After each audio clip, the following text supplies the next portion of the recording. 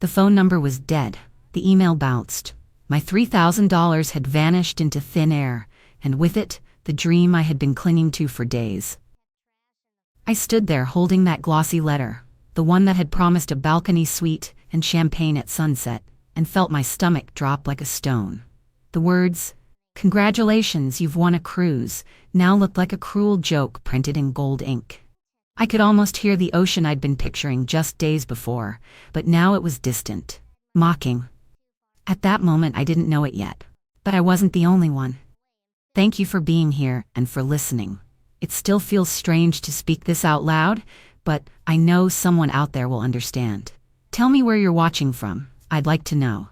And if anything like this has ever happened to you, share it in the comments so others will see they're not alone. Stay with me, because the way this story turns will surprise you. And you might even find a bit of yourself in it before we're through.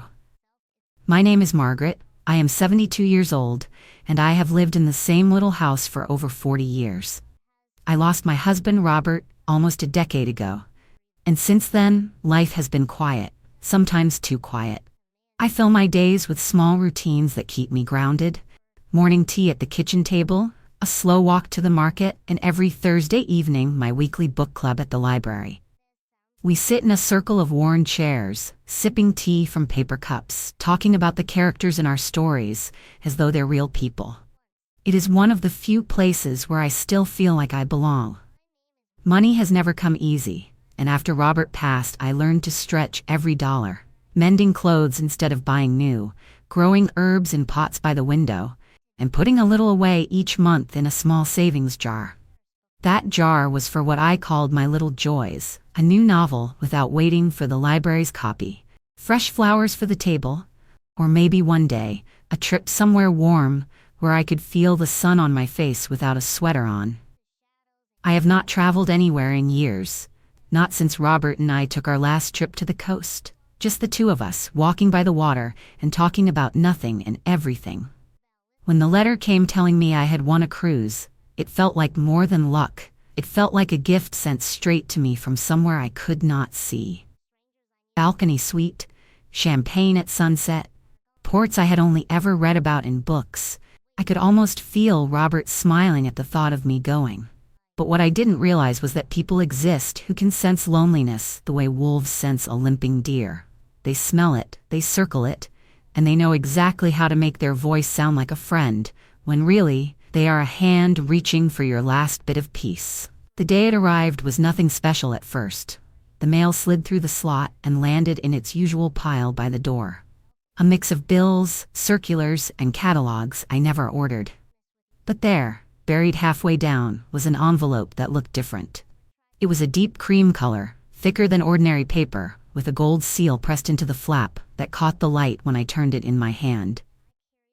My name was written in an elegant looping script, not typed like the rest of the mail, and across the front, in bold letters, it read, "Congratulations, you've won."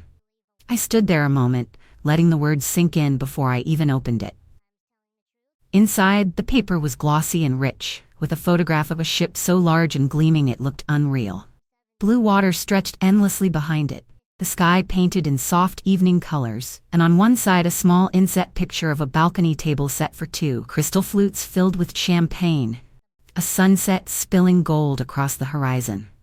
The letter itself told me I had been chosen for a luxury cruise, all expenses paid except for the required taxes and port fees, which came to $3,000. My hands trembled as I read it again, slowly this time, making sure I wasn't missing something. It felt so official.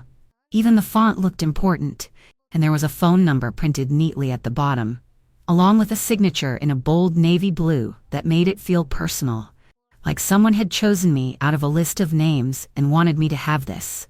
I set the letter on the table and made myself a cup of tea before dialing, my heart beating harder than it should for something so simple. The voice that answered was warm and full of cheer. A woman who sounded like she could be sitting at her own kitchen table smiling into the receiver. She congratulated me again, told me how exciting this was, and described the ship as if she had walked its decks herself. I could almost hear the faint hum of background chatter, like she was in a busy office where everyone was talking about other lucky winners. She asked about my preferred travel dates, my food allergies, whether I liked more active excursions or relaxing ones, all the details that made it sound real. Then she said it, gently, as though it were the smallest thing in the world, that all I needed to do to secure my booking was to cover the taxes and fees, and once that was done, my ticket package would arrive in the mail within 10 business days. I told her I didn't own a computer for online payment, and she was ready with instructions for a bank transfer, her voice never losing that friendly tone.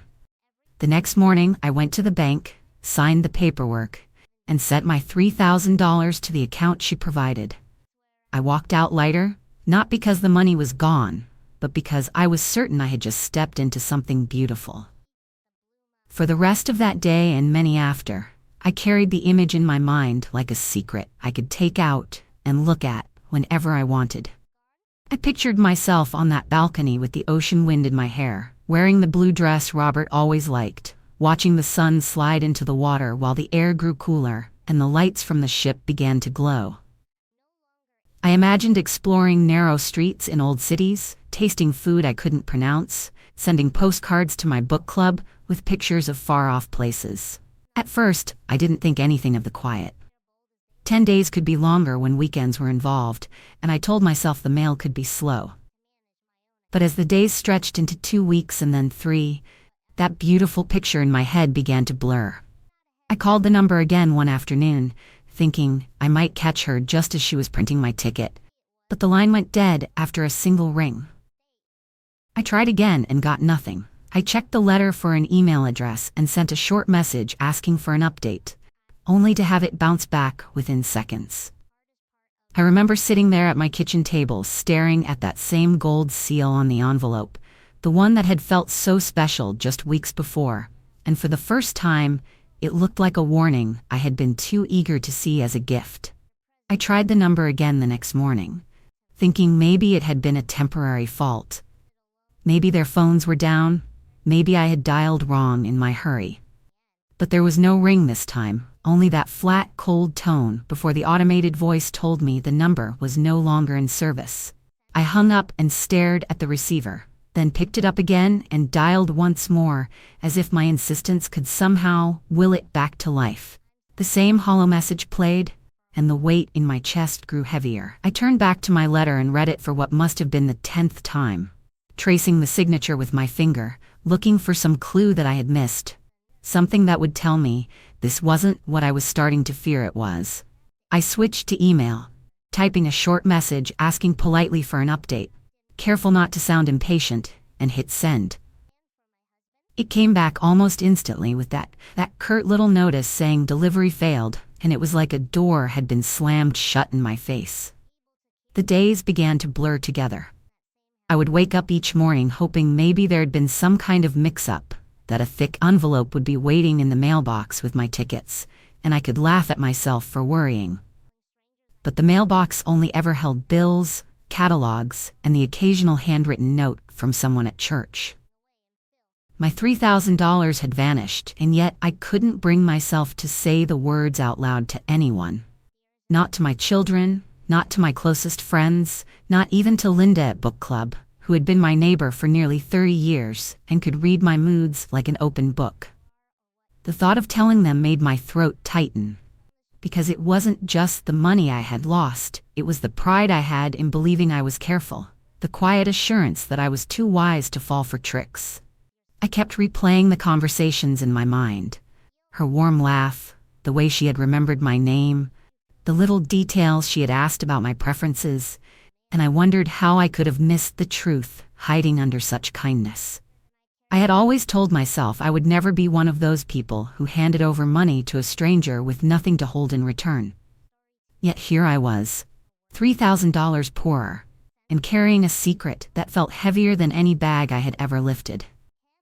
Shame is a strange thing. It doesn't just sit in your mind, it seeps into your body. It makes you walk smaller, look away when someone tries to meet your eyes, avoid conversations in case the wrong question slips in. I started skipping phone calls, telling myself I was too tired to go out, even finding excuses to miss book club, because I couldn't imagine sitting there listening to stories and pretending I wasn't drowning in my own. At night, when the house was quiet and the only sound was the clock ticking in the hallway, the thoughts would come louder.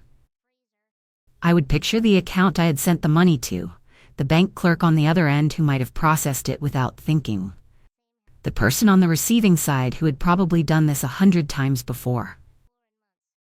I imagined them laughing, maybe even celebrating with someone else's savings by now, and the thought would make my hands clench. But as quickly as the anger rose, the shame would follow, whispering that I had no one to blame but myself. It wasn't just the money. It was feeling like a fool, and that feeling wrapped itself around me like a cold, damp coat I couldn't take off. It took me weeks to gather the will to go back to book club, and even then, I almost turned around at the library steps. The shame still sat in my stomach like a heavy stone, and I had promised myself that if anyone asked how I'd been, I would smile and say I was fine, keeping the real story locked away. That evening the room was warm, the smell of brewed tea drifting from the corner table, and the familiar circle of worn chairs waiting for us. I settled into my usual spot, clutching my copy of the novel we were meant to discuss, hoping the conversation would stick to the book and not drift anywhere close to my life. We talked for a while about the story, laughing here and there, but then Linda, with her quick laugh and always a story to tell, leaned back and said she had almost gone on a cruise last spring. She said it the way someone might mention a near miss with the lottery, a shrug and a small smile, but there was something in her tone that made me look at her more closely. She explained she'd won a luxury trip in the mail, only to send off the fees and never hear back again. I felt the air shift inside me, the recognition so sharp it was almost physical. Before I could stop myself, I asked her what the letter had looked like. She described the cream envelope, the gold seal, the perfect handwriting on the front, and my fingers tightened around the spine of my book. Carla, sitting across from us, let out a sharp breath and said she'd gotten the same one last year, only hers promised a trip to the Mediterranean. June, who was usually the first to share an opinion on any subject, leaned forward and said she'd been told she'd be sailing through Alaska's glaciers, right up until the day the number went dead. Then, in the smallest voice, Marie, who often sat quiet and smiled through the meetings, said she too had been told she'd won a cruise to the Caribbean, complete with photos of turquoise water and white sand. One by one, we pieced together the details, each of us describing the same voice on the other end of the line, the same friendly laugh, the same list of questions about food and activities, and finally, the same request for the small payment of $3,000 in taxes and fees. We stared at each other as the realization settled in, a strange mixture of anger, relief, and disbelief. Anger that someone had stolen from each of us in the exact same way. Relief that we weren't alone in having been fooled, and disbelief that the same scam had wound its way into all our lives without us ever knowing. I could feel the heat rising in my cheeks, not just from embarrassment, but from the quiet, building rage of knowing this wasn't just a mistake. It was a pattern, one that had been allowed to keep going, because each of us had been too ashamed to speak of it before. In that moment, something shifted between us. We were no longer just women sitting around discussing books. We were 4 stories woven into the same web, and we were starting to see the threads that bound them together. We sat there for a long time, the book we were supposed to be discussing lying forgotten on the table between us. The air felt heavier, but not in the same way as before. Not the kind of weight that presses you down into your chair and keeps you quiet. This was different. It was the kind of heaviness that comes when you realize you are not the only one carrying a burden. When you look into someone else's eyes and see your own story staring back at you. I remember Linda breaking the silence first, her voice low but steady, saying she was tired of feeling like she had done something wrong when she had only trusted someone who had lied to her. Carla nodded right away, her arms crossed but her jaw tight, and June leaned in with that spark in her eyes that always meant she was about to stand up for something. Even Marie, who almost never spoke unless spoken to, lifted her head and said she didn't want this to happen to anyone else. By the time the library lights flickered to warn us it was closing, we had all agreed on one thing. No more silence. We would each go home, dig through drawers, cabinets, and boxes, and bring whatever we had to the next meeting. Receipts, bank transfer slips, printed emails, letters, anything that could connect the dots. It wasn't just about getting our money back anymore. Though, of course, we wanted that. It was about seeing the full picture laid out in front of us, proving to ourselves, and maybe to someone who could actually do something about it, that we weren't foolish women acting alone. We had been targeted, systematically and deliberately. The days that followed were filled with tasks I hadn't expected to take on at my age. I pulled out old files from the cabinet in the spare room, the smell of dust and paper rising as I flipped through folders marked house bills and insurance until I found the one with my bank receipts. I spread them out on the kitchen table, smoothing the creases and circling the transfer in red ink. I dug out the letter again, slipping it into a clear plastic sleeve so it wouldn't get damaged, as though it were evidence in a trial. I even wrote down everything I could remember from the phone calls, the sound of her voice, the way she laughed, the exact words she used when asking for the payment. When we met again the following week, the table at the library was barely big enough to hold it all. Linda had a manila folder so thick the clasp barely closed, stuffed with emails she had printed before her account had been shut down. Carla brought her bank statements and a small notebook where she had jotted down the dates and times of every call. June had gone even further, tracking down a copy of the fake company's brochure she'd found tucked in a drawer. Marie quietly laid out her receipts, her hands shaking slightly, but her eyes meeting ours with a steadiness I hadn't seen in her before. Looking at that pile, at all the pieces of our separate stories now forming a single one, I felt something shift deep inside me. The shame that had once made my hands tremble began to loosen its grip. In its place was something firmer, something that felt like purpose. We weren't just sitting in a circle anymore, we were standing side by side, and we had the beginnings of a case in our hands. I didn't know exactly where it would lead, but for the first time since I'd sent that money, I felt like I was moving towards something, instead of shrinking away from it. The next week we met earlier than usual, each of us bringing more than just the papers we had promised. We carried determination in our steps, that quiet kind that doesn't need to be announced but is felt in the way people sit straighter, speak with more focus, and look one another in the eye. We claimed a long table at the back of the library, far from the other patrons, and spread out everything we had collected until it looked like we were preparing for a trial. Linda plugged a small flash drive into one of the public computers and began printing pages of emails, each one time-stamped and signed by the same so-called cruise representative. Carla went straight for the copier, making duplicates of her bank statements so the originals would stay safe at home. June brought a stack of legal pads and started taking notes, writing down every detail we could recall while it was still fresh. Marie sat quietly at first, her fingers sorting through her receipts, until she pulled out an envelope with photographs she had printed of the original letter, front and back, as proof it existed exactly as she had received it. The more we compared, the more the picture became clear. Every letter, no matter the destination it promised, carried the same company name in the corner, printed in the same shade of dark blue. Every voice on the phone, though none of us could prove it was the same woman, had used the same words, the same sequence of questions, the same promise that the payment was simply to cover taxes and port fees. We wrote down the account numbers we had sent our money to, lining them up in a column, and discovered that 2 of them matched exactly, while the others were variations that could easily be linked. Linda typed the company name into the computer and pulled up an address that made all of us lean closer. It was supposed to be the headquarters of the cruise agency, but when we searched the address on an online map, the street view showed nothing but an empty building with boarded-up windows and a faded sign for a hardware store that had gone out of business years ago. There was a moment when we all sat in silence, looking at that image on the screen, the reality of it sinking in. This was not just bad luck or poor communication. This was a carefully constructed lie, and we were holding proof of it in our hands. We decided we needed to organize it in a way no one could ignore. June had brought a large binder, the kind with thick rings that snap shut with a firm click, and a pack of dividers with colored tabs. We began sorting the evidence into sections.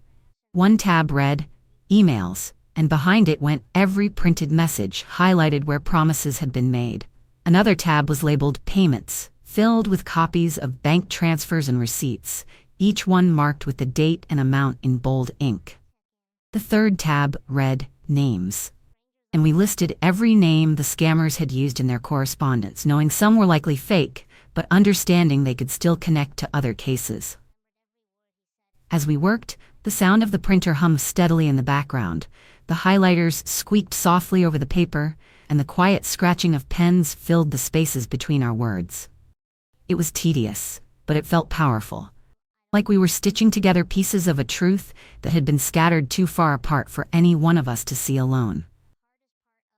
I could feel the shame that had once made my hands tremble being replaced by something steadier. We were no longer just victims, we were becoming witnesses, investigators even.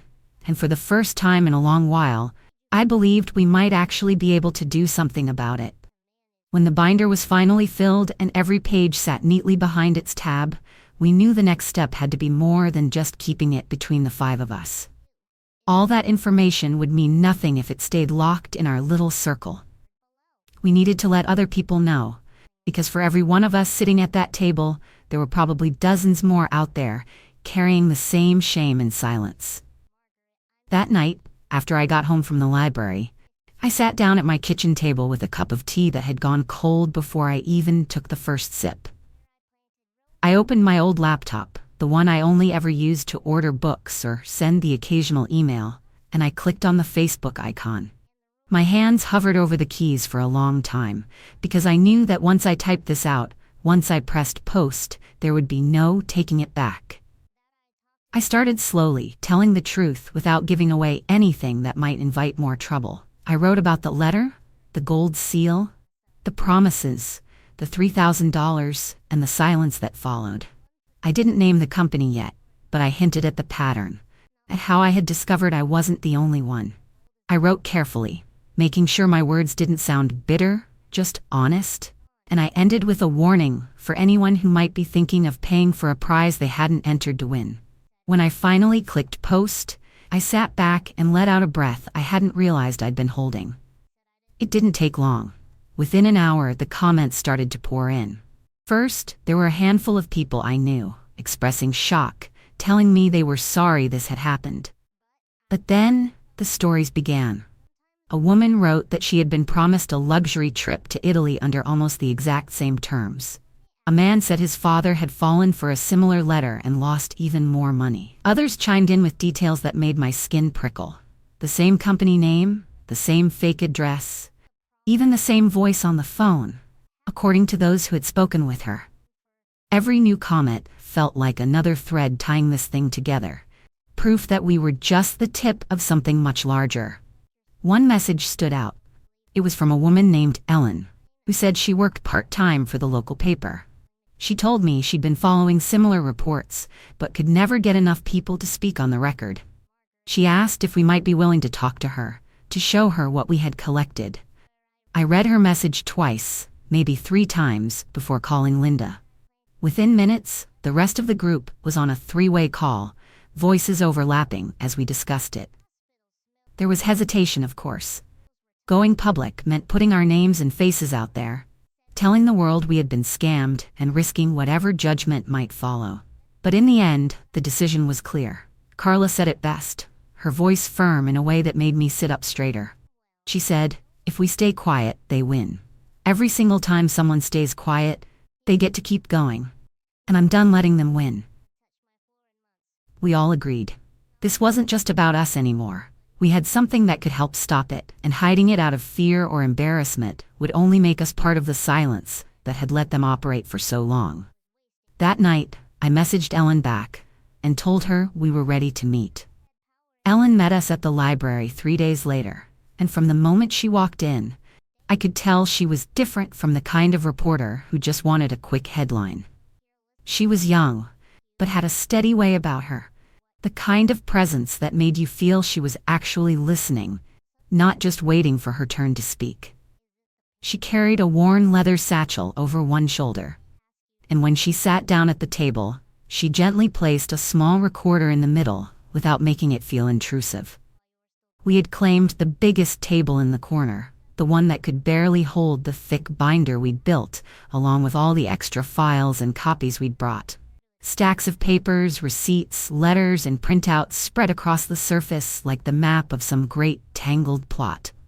Ellen asked us to take her through it slowly, and we did, each of us speaking in turn. Linda explained how she'd gotten her letter and the timeline from that first phone call to the moment she realized she'd been scammed. Carla described the voice she'd heard on the phone, calm and confident, never stumbling over a single word.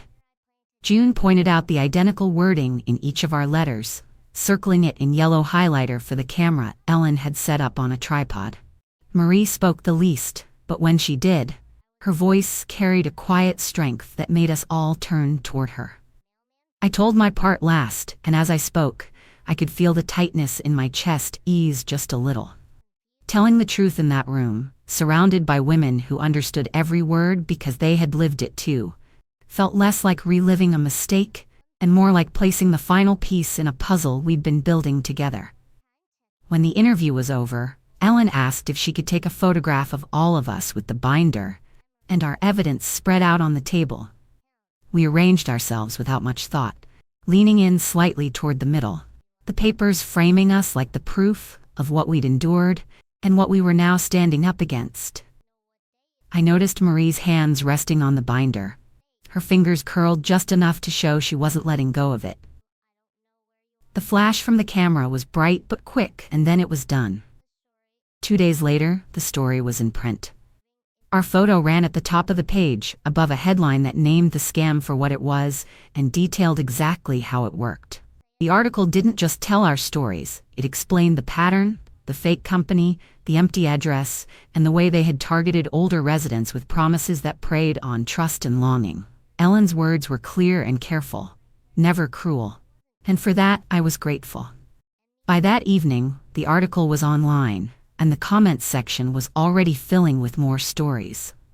People from neighboring towns and even other states began reaching out, saying they had received the same letter, heard the same voice, paid the same amount, and been left with nothing but a hollow space where their excitement used to be. Some of them had kept their letters, some had bank statements, and some just had their memories. But every single one of them had the same ache in their words that we recognized instantly. Within a week, a local television station picked up the story. They filmed us at the library, the camera panning over our faces and the stacks of evidence. It felt strange to be on camera, but when I thought about the people watching at home, maybe clutching their own letter and wondering if they should make that payment, I knew it was worth it. The segment ran that evening, and before the night was over, we had received messages from more than 40 people, each one a reminder that what had happened to us was far from unique. The scale of it was staggering, but so was the knowledge that the more we spoke, the more light we shone into the corners where these people liked to hide. Not long after the television segment aired, we received a call from the local police department asking if we could bring the binder and all our files to the station. When we arrived, an officer led us into a small conference room, and we laid everything out on the table just as we had at the library. He began flipping through the pages slowly, his eyes scanning each receipt, each highlighted email, each name we had written down. After a while, he looked up at us with a small nod and said, almost with a hint of disbelief, that what we had gathered was better than what they had managed to collect so far. He told us we had practically mapped the entire operation, linking details they hadn't been able to connect before. Before we left, he confirmed that a formal case was being opened, and that there were already multiple suspects under review. For the first time since this began, it felt like something real might come of all the work we had done. It was months before we heard anything, long enough for the excitement to settle into a quiet patience. We went about our lives, still meeting at the library each week, our books sitting beside the binder, as if both belonged there equally now. Then one afternoon, Linda walked in with her phone in her hand, her eyes wide, and told us she had just received a call from the officer who had taken our case. Arrests had been made. Not just one, but several people connected to the operation were in custody, and more were being investigated. The news rippled through our little group, a mix of relief, vindication, and something deeper that's hard to name. It didn't erase what had been taken from us, and I knew I would never see my $3,000 again. But it brought a sense of balance back into the world, as if the scales had tilted, even just a little, toward fairness. Some victims were able to recover part of their money, and though I wasn't one of them, I found I didn't need that to feel satisfied. The true reward was knowing that fewer people would fall into the same trap, that somewhere out there, a letter with a gold seal would never reach its target because the hands that sent it were now answering to the law. We kept our meetings going, but they were no longer just about books. Half the time we still discussed the novels we loved, but the other half was spent scanning local news, checking for new reports of scams, and warning each other about anything suspicious we came across. We became something we had never planned to be. A small but determined watch group, keeping our circle and others a little safer than before. I often think back to that first day. The way my heart had leapt at the promise of a balcony suite and champagne at sunset, and how quickly that joy had turned into silence and shame. They thought they had bought that silence with my own money.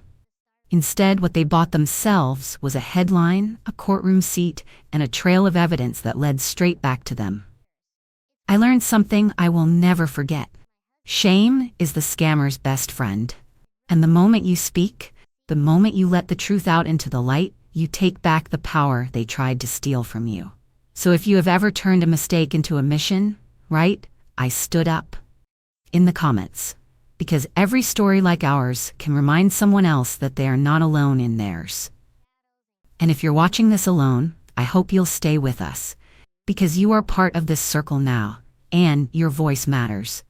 Please subscribe, because there are more stories to tell, more truths to share, and together we can make sure the next scammer thinks twice before trying to take what doesn't belong to them.